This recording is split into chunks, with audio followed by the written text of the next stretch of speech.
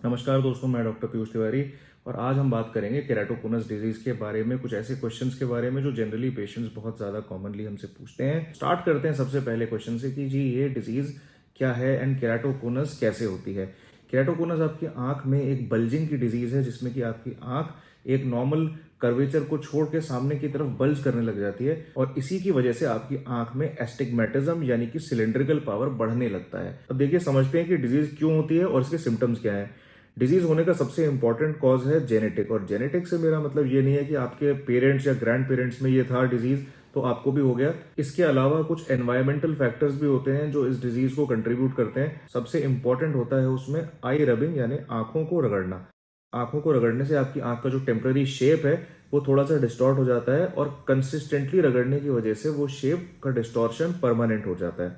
अगर आपको आंख में एलर्जी है तो आंख की रबिंग नेचुरली ज्यादा होती है, तो उसकी वजह से आपको अगेन ये डिजीज का प्रोग्रेशन फास्ट हो जाएगा। Vitamin D deficiency, hormonal fluctuations आपकी बॉडी में जैसे फीमेल्स में पीसीओडी में होता है, ये सारे रीजंस हैं जो कि कुछ कंट्रीब्यूटरी फैक्टर हैं केराटोकोनस के डेवलपमेंट में। इसके अलावा केराटोकोनस होने का एक बड़ा कॉमन रीजन है पोस्ट लैसिक एक्टेजिया यानी कि लेसिक सर्जरी बहुत कम कॉर्नियल थिकनेस पे करी गई है, तब भी आपको केराटोकोनस हो सकता है। तो पेशेंट्स को कैसे पता चलेगा कि उनको डॉक्टर के पास जाके इस डिजीज को अपना डायग्नोज कराना है। देखिए, अगर आपकी आंख में सिलेंड्रिकल पावर है 1.5 से 2 डायोप्टर के ऊपर, आपका नंबर कंसिस्टेंटली चेंज कर रहा है, उसकी एक्सेस जो है नेचुरल एक्सेस नहीं है यानी कि 0-180 पे आपका सिलेंडर नहीं है, थोड़ा सा ऑफ एक्सेस है, घुमा हुआ सिलेंडर है, और आप किसी भी तरीके के स्पेक्टिकल से सेटिस्फाई नहीं हो पाते हैं, मल्टीपल टाइम्स चश्मे बना चुके हैं, तो डेफिनेटली ये एक साइन है कि आपकी आंख में हो सकता है केराटोकोनस डेवलप कर रहा हो।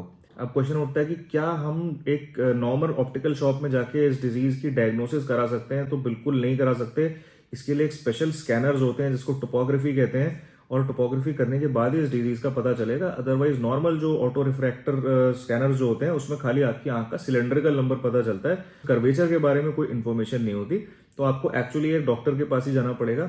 अब एक बड़ा इंपॉर्टेंट पॉइंट यहाँ पे है कि डॉक्टर से मेरा मतलब ये नहीं कि आप किसी भी आई डॉक्टर के पास जाएंगे। आइडियली स्पीकिंग आपको एक कॉर्नियल सर्जन के पास जाना पड़ेगा, जिस डॉक्टर की कॉर्नियल सर्जरी के लिए प्रॉपर ट्रेनिंग हुई है, आइडेंटिफिकेशन करना जानते हैं इस डिजीज के बारे में। अदरवाइज बहुत कॉमन ऐसा होता है कि आप एक जनरल ऑफ्थल्मोलॉजिस्ट के पास गए और ये डिजीज मिस हो गई। देखो, डिजीज का अंडरस्टैंडिंग जो है ना वो बहुत तेजी से चेंज हो रहा है, तो कोई भी कॉर्नियल सर्जन ही इसको पिकअप कर पाएगा और एक्चुअली एडिक्वेटली ट्रीट कर पाएगा। तो आप बहुत इजीली गूगल पे जाके चेक कर सकते हैं कि कौन आपके एरिया में अच्छा कॉर्नियल सर्जन है जिसकी प्रॉपर ट्रेनिंग हुई है, वहीं से आप जाके ट्रीटमेंट इसका करा सकते हैं। अब एक क्वेश्चन मुझसे पूछते हैं पेशेंट्स की, सर क्या अगर डिजीज डिटेक्ट हो गई है तो इसका ट्रीटमेंट कराना जरूरी ही है? क्योंकि हमें अभी बहुत खराब नहीं दिख रहा, ठीक ठाक दिख रहा है और चश्मे से हमारा काम चल रहा है, तो क्या हम इसको लेट गो कर सकते हैं कि अभी ट्रीटमेंट नहीं करते? आपको कराना ही पड़ेगा ट्रीटमेंट इसका, बिकॉज ये बहुत ही slow and gradually progressive disease है। विजन आपका धीरे धीरे करके कमजोर होता है और आपको पता नहीं चलता कई बार कि कब एक्चुअली बहुत ज्यादा विजन आपका डाउन हो गया है।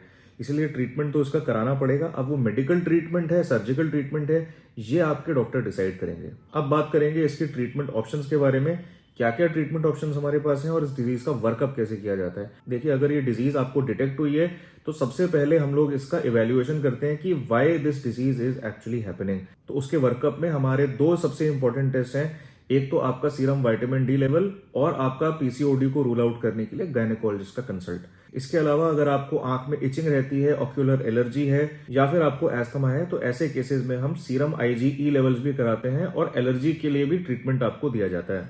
इस चीज को डिटेक्ट करने के बाद कि डिजीज एक्चुअली क्यों हो रही है, उसके बाद हम एक प्लान बनाते हैं कि आगे क्या करना है। सो जनरली स्पीकिंग, अगर आपकी डिजीज बहुत ज्यादा प्रोग्रेस नहीं है तो स्टार्टिंग में आपको हम ऑब्जर्वेशन में रखते हैं और एक बार नेक्स्ट फॉलोअप में आपका दोबारा से टोपोग्राफी स्कैन करके देखते हैं कि क्या उसमें डिफरेंस आ तो नहीं रहा। आपके कॉर्निया के टिश्यू जो है वो कोलेजन के बने होते हैं। कोलेजन आपकी आंखों का बिल्डिंग ब्लॉक है, तो कोलेजन क्रॉस लिंकिंग में एक्चुअली आपकी जो कोलेजन है उसको हम सल्फर के बॉन्ड से कनेक्ट कर रहे हैं। इसके लिए हम एक राइबोफ्लेविन केमिकल का यूज करते हैं और अल्ट्रावायलेट लाइट का यूज करते हैं। प्रोसीजर अराउंड आधे से 1 घंटे तक होता है। अब समझते हैं कि क्या कोलेजन क्रॉस लिंकिंग करने से आपके विजन में कोई इंप्रूवमेंट आएगा। देखिए, अगर प्लेन कोलेजन क्रॉस लिंकिंग हुआ है तो आपके ना विजन में कोई इंप्रूवमेंट नहीं आएगा।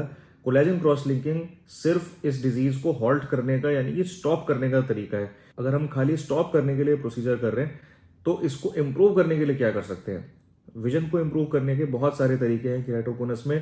सबसे इंपॉर्टेंट और सबसे इजीएस्ट तरीका है स्पेक्टिकल करेक्शन। देखिए, कोलेजन क्रॉस लिंकिंग करने के बाद कुछ लोगों में सिलेंड्रिकल पावर रिड्यूस हो जाती है और सिलेंड्रिकल पावर रिड्यूस होने के साथ आपका हो सकता है चश्मा भी नॉर्मल स्पेक्टिकल काम करने लग जाए। अगर नॉर्मल स्पेक्टिकल काम नहीं कर रहा है तो ऐसे केस में हम एक टोपो गाइडेड ट्रीटमेंट करते हैं जिसे हम टी कैट कहते हैं, यानी कि टोपो गाइडेड कस्टम अब्लेशन ट्रीटमेंट। इससे आपकी कॉर्निया की जो इरेगुलर सरफेस है जिसमें कि आगे बल्ज आया हुआ है उसको हम पॉलिश करके रेगुलराइज कर देते हैं, सो दैट आपकी आंख एक नॉर्मल आंख की तरह बिहेव करने लगती है।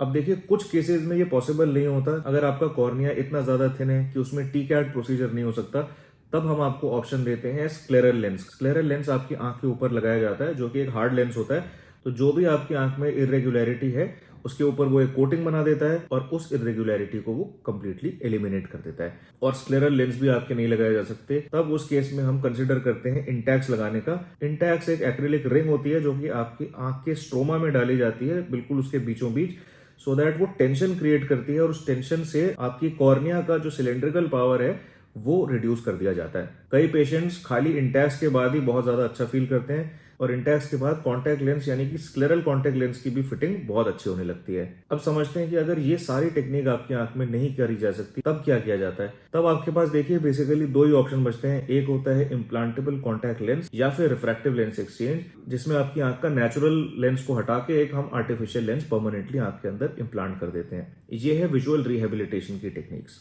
देखिए, अगर इसका ट्रीटमेंट नहीं किया जाता और ये डिजीज एक्चुअली में प्रोग्रेस कर रही है आपकी आंख में, तो बहुत ज्यादा चांसेस होते हैं कि आपकी आंख में इवेंचुअली ब्लाइंडनेस हो जाएगी और किसी एक कैडेवर की कॉर्निया को निकाल के आपकी आंख पे लगाना पड़ेगा। अब इस डिजीज के बारे में जो जनरल क्वेश्चंस है उनको भी मैं आंसर करूंगा। सो एक क्वेश्चन है कि क्या कोलेजन क्रॉस लिंकिंग एक पेनफुल ट्रीटमेंट है? Procedure itself is not painful.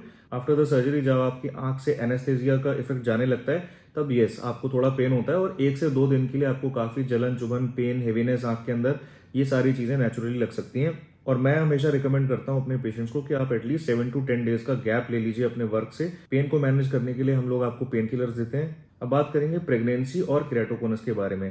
Pregnancy के टाइम पे केराटोकोनस इंक्रीज कर जाता है और कई बार पेशेंट्स में हम देखते हैं जिनमें पहले से केराटोकोनस नहीं था वो प्रेगनेंसी के बाद आ गया।